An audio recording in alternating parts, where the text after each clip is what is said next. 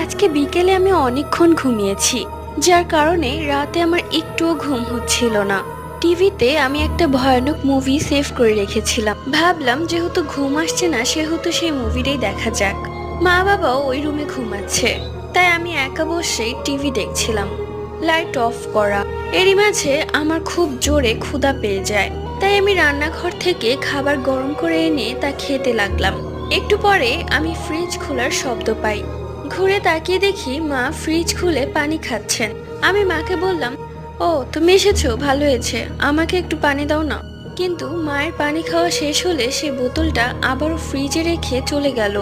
আমি একটু অবাক হলাম, মা আমার দিকে ঘুরে একবার তাকালোও না। ভাবলাম মা হয়তো আমার উপর রাগ করেছে, রাত করে টিভি দেখছে এই জন্য। এরপর আমি পানি খেয়ে টিভি অফ করে ঘুমিয়ে পড়লাম।